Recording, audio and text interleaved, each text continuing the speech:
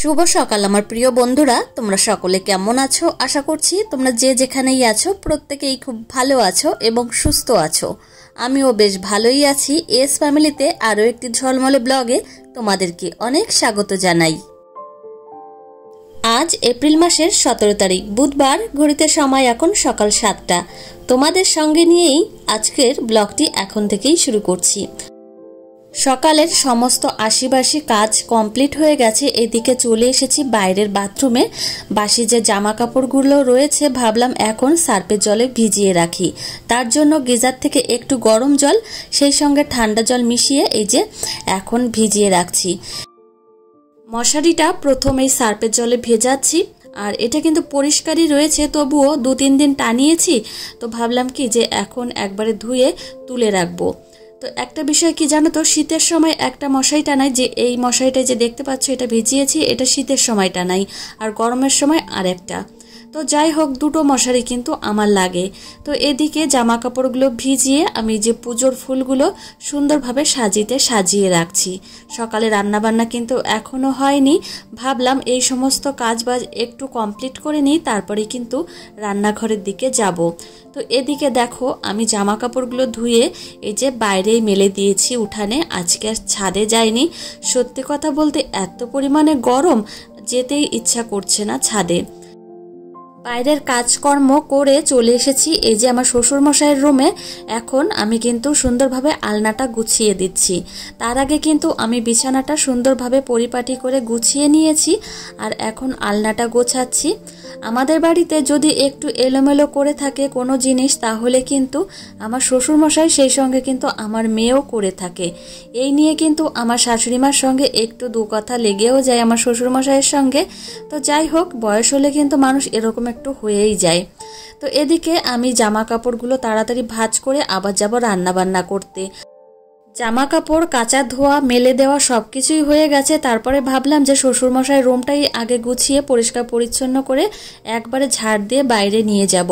আর তোমাদের দাদা ভাই আর মাম্মাম তো এখনও ঘুমিয়ে রয়েছে। মাম্মাম তো 9টা নাগাদ ওঠে ঘুম থেকে, ওই কারণেই কিন্তু আমার ঘরের বিছানাটা তুলতে একটু দেরি হয়। একটা জিনিস তোমরা কি লক্ষ্য করেছো, আমার শ্বশুরমশাইয়ের রুমের বেশিরভাগ জিনিসপত্র কিন্তু আমার মাম্মামেরই রয়েছে। তো চেয়ার, তারপরে গাড়ি, এই সমস্ত জিনিস কিন্তু এই ঘরেই থাকে। তো বেশিরভাগ সময় কিন্তু এই ঘরেই খেলাধুলো করে, ওই কারণেই কিন্তু এই ঘরেই মাম্মামের সব জিনিসপত্রগুলো থাকে। তো আর শোকেসে তো কোনো জিনিস রাখতেই পারে না, সব জিনিস কিন্তু টেনে টেনে নামিয়ে দেয়। ওই জন্যই কিন্তু ওর ঠাম্মি শোকেসের মধ্যে কিচ্ছুই রাখে না। এদিকে আমার শ্বশুরমশাই এবং শাশুড়িমার ঘরের দেয়াল শোকেসটাও একটু তোমাদের দেখিয়ে দিলাম। আর এই শিব ঠাকুরের মূর্তিটা আমি কিন্তু আমার শ্বশুরমশাইকে দিয়েছিলাম। আর এখন কিন্তু বিছানার চাদরটাই যে ঝুলে রয়েছে একটু গুজে দেওয়ার চেষ্টা করছি। তো খাটটা অনেকটাই বড়, ওই কারণেই কিন্তু বিছানার চাদরগুলো একটু ছোট হয়ে যায়। তো এদিকে চেয়ারটা মুছে সুন্দরভাবে পরিষ্কার পরিচ্ছন্ন করে রাখছি। এই চেয়ারটা দেখতে পাচ্ছ, এই যে একটা চেয়ার, আর আমার ঘরে একটা চেয়ার, একই চেয়ার কিন্তু কালারটা একটু আলাদা। তো এই যে এই চেয়ারটায় আমার শ্বশুরমশাই বসে টিভি দেখে প্রত্যেক দিন। তো যাই হোক আমার প্রিয় বন্ধুরা, আমার শ্বশুরমশাইয়ের ঘরটা কিন্তু সুন্দরভাবে গুছিয়ে নিয়েছি যতটা সম্ভব।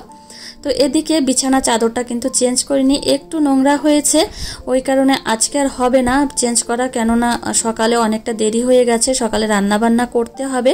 আর এদিকে যেখানেই তাকাবে সেখানেই কিন্তু আমার মেয়ের জিনিসপত্র। সকালবেলা জামা কাপড় কেচে দেওয়ার সময় কিন্তু আমার নাইটিটা ভিজে গেছিল। তো এখানে এসে কাজ করতে করতে কিন্তু নাইটিটা শুকিয়েও গেছে। তো যাই হোক, এখন কিন্তু ফ্যানটা বন্ধ করে দিচ্ছি। আমার কিন্তু কাজবাজ কমপ্লিট হয়ে গেছে। আর ঘরটায় যে ঝাড় দিয়েও নিয়েছি, এখন পাপোশটা জায়গা মতো জায়গায় রেখে দিলাম।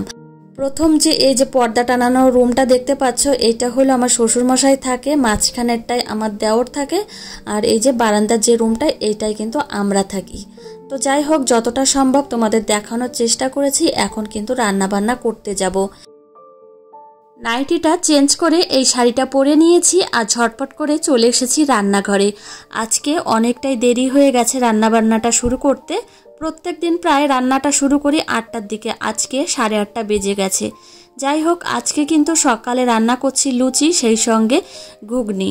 তো প্রত্যেক দিন কিন্তু আমি রুটি বানাই বা যাই বানাই না কেন আগে তরকারিটা করে নিই, তাতে কি হয় পরে রুটি বানালেও কিন্তু গরম গরম একটা দুটো করে খাওয়া যায়।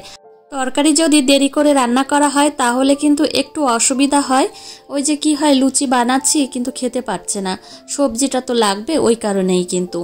তো এদিকে কিন্তু একা হাতে কাজবাজ করছি ওই কারণে একটু দেরি হচ্ছে, আর তেলটা একটু কম ওই কারণেই কিন্তু লুচিগুলো একটু কম ফুলছে। যাই হোক আমি কিন্তু ঝটপট করে কাজকর্ম করার চেষ্টা করছি। একটা বিষয় কিন্তু আমি বারবারই লক্ষ্য করি, যেদিন কিন্তু একটু তাড়াহুড়ো লেগে যায় রান্নাবান্না করতে সেই দিনই কিন্তু সবার খিদেটা আগে পায়, আর সবাই কিন্তু বারবার জিজ্ঞাসা করে যে রান্নাটা কি হয়েছে, রান্নাটা কি হয়েছে। তো এটাই কিন্তু আমার সঙ্গে হয়। যাই হোক আজকেও কিন্তু সেটাই হয়েছিল। তো এদিকে রান্নাবান্না কিন্তু আমার হয়ে গেছে। তোমাদের দাদাভাইয়ের প্লেটটা এখন সুন্দরভাবে সাজিয়ে রাখছি। তোমাদের দাদাভাই সবার লাস্টে কিন্তু খেয়েছে, আমি কিন্তু খেয়ে নিয়েছি। তো হাতের কাজ করছিল জন্য ওই জন্য কিন্তু লেট হয়েছে, আর বাড়ির সকলের খাওয়া হয়ে গেছে। তো যাই হোক এইদিকে দেখতে পাচ্ছ কত থালা বাসন জড়ো হয়েছে, সব ধুয়ে টুয়ে এই যে নিয়ে এসেছি। আর এখানে আসলে সত্যি একটু মাথা খাটিয়ে থালা বাসনগুলো সুন্দরভাবে গোছাতে হয়। আমাকে দেখে তো বুঝতেই পারছো কোনটার পরে যে কোনটা রাখবো সেটাই বুঝতে পারছি না, আর সুন্দরভাবে সাজিয়ে না রাখলে কিন্তু ভালোও লাগে না দেখতে। ওই কারণেই কিন্তু একটু সময় লাগে এখানে আসলে। আর এত পরিমাণে গরম পড়েছে সে কথার বলার মতো নয়, মানে যাই পড়ছি মানে ঘেমে যাচ্ছি, এত পরিমাণে গরম পড়েছে মানে প্রচণ্ডই। তো এদিকে থালা বাসনগুলো সুন্দরভাবে গুছিয়ে নিয়েছি, সেই সঙ্গে কিন্তু এখন জায়গাটা মুছে পরিষ্কার পরিচ্ছন্ন করে রাখছি। কাপগুলো কিন্তু কখনোই ওপরের দিকে রাখি না, এই যে কাচের কাপগুলো রয়েছে এইগুলো নিচেই রাখার চেষ্টা করি যতটা পারি, কেননা ওপরে গ্লাস ট্লাস এইসব নামাতে গিয়ে যদি ভেঙে যায় একটু ভয়ই করে আর কি। আর এই কাপগুলো আমার খুব শখের। থালা বাসনগুলো সুন্দরভাবে গুছিয়ে নিয়েছি, সেই সঙ্গে কিন্তু জায়গাটাও পরিষ্কার করে নিয়েছি। এদিকে চলে এসেছি আমি এই গ্যাস টেবিলটা, সেই সঙ্গে গ্যাস উনানটা পরিষ্কার করা হয়ে গেছে। আর সমস্ত কাজ কিন্তু একটু ঝটপট করার চেষ্টা করছি, কেননা আমার মাম্মাম আবার ঘুমিয়ে রয়েছে, ও উঠলে কিন্তু ওকে আবার মানে সব কাজবাজ করাতে হবে। আর এদিকে বেলন আর পিটিটাও কিন্তু সুন্দরভাবে ধুয়ে এইভাবে রেখে দিলাম। সমস্ত কাজবাজ কমপ্লিট করে আমি কিন্তু সকাল সকালে স্নান করে এসেছি। সত্যি কথা বলতে স্নান করে আসলে কিন্তু একটা ফ্রেশ অনুভূতি হয়।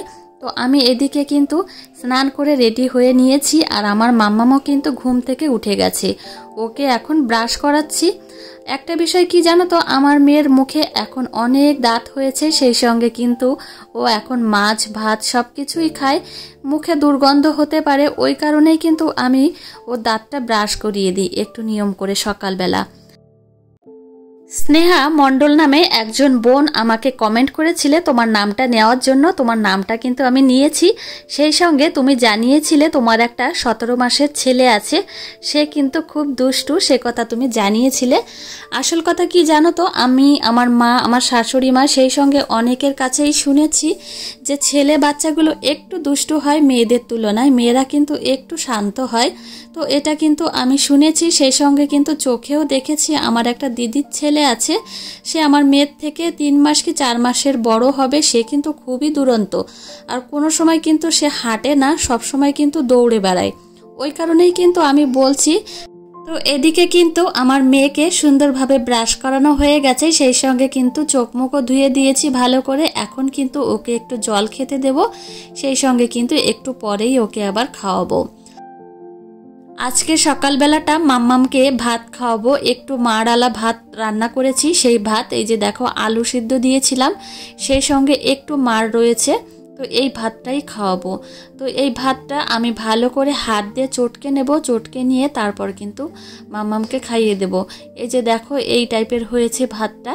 তো এখন কিন্তু মাম্মামকে ঘরে গিয়ে ঝটপট করে খাইয়ে দেব, তারপরে কিন্তু যে সমস্ত কাজবাজ আছে আমি এক এক করে করব। এখন ঘড়িতে সময় দুপুর 12টা। এই যে মাম্মামকে স্নান করিয়ে নিয়ে এসেছি ঘরে, এখন ওকে রেডি করাচ্ছি।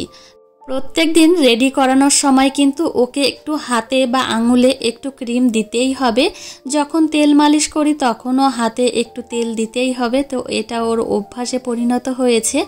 যাই হোক এখন মাম্মামকে ঝটপট করে রেডি করাবো। একটা কথা বলতে ভুলে গেছি, আমার মাম্মামের কিন্তু 2-3 দিন আগে খুবই শরীর খারাপ হয়েছিল। রাত 11টার সময় ওকে ডাক্তারের কাছে নিয়ে গেছিলাম। তো ওর কিন্তু শরীরটা একটু খারাপ আছে। তো তোমাদের জানাবো, এর পরের ভিডিওতে জানাবো যে মামামের কি হয়েছিল। আর সত্যি কথা বলতে বাচ্চা কাচ্চার যদি শরীর অসুস্থ হয় তাহলে কিন্তু মায়ের যে কি কষ্ট হয় সে কথা আর বলার মতো ভাষা থাকে না। আর বাচ্চার যখন শরীর খারাপ হয় তখন কিন্তু ও শুধু মাকেই সবসময় খোঁজে। মানে ওর যদি সারাক্ষণ মা কাছে থাকে তাহলে কিন্তু বাচ্চার ভালো লাগে। তো আমার মেয়ে তো এরকমই, যে মাকে সবসময় কাছে লাগে ওর।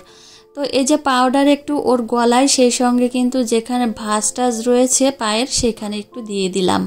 তো আর একটা বিষয় কি জানো তো, বাচ্চার যখন শরীর খারাপ থাকে তখন কিন্তু ওদের যাই বলো না কেন বা যাই করো না কেন ওদের কিন্তু প্রচণ্ড রাগ হয়। তো আমার মেয়েরও কিন্তু প্রচণ্ড রাগ হয়েছে, কিছুই কিন্তু বলাই যাচ্ছে না। তো এদিকে কিন্তু ওকে রেডি করানো হয়ে গেছে, এখন কিন্তু ওকে ঘুম পাড়াবো ঝটপট করে। আর ওকে তো রেডি করানোর পরে 5-6 মিনিট পরেই কিন্তু ও ঘুমিয়ে পড়ে।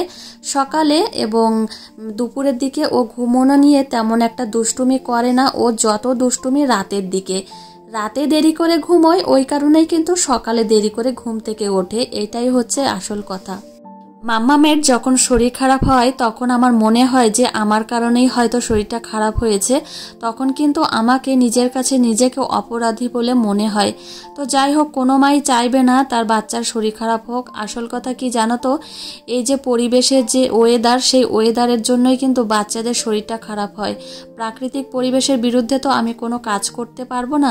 তো যাই হোক, মাম্মামকে ডাক্তার দেখানো হয়েছিল আর মাম্মামকে কিন্তু এই ওআরএস দিয়েছে প্রত্যেকদিন একটা করে খাওয়ানোর জন্য। তো এদিকে মাম্মামকে একটা দিয়েছি, দেখো এই যে স্ট্র দিয়ে এই যে ফুটো করছে। তো মাম্মাম কিন্তু এখন অনেকটাই সবকিছুই বোঝে। তো এখন কিন্তু ওকে ঝটপট করে ঘুম পাড়াবো। এখন কিন্তু এটা খাবেই না, ও মানে নষ্ট করলো, এটা কিন্তু আমাকে খেয়ে নিতে হবে। ও যখন ঘুম থেকে উঠবে তখন কিন্তু ওকে এটা খাইয়ে দেব। তো চলো আমার প্রিয় বন্ধুরা, আজকের ব্লগটি এখানেই শেষ করছি, আর দেখা হবে তোমাদের সঙ্গে পরের ব্লগে।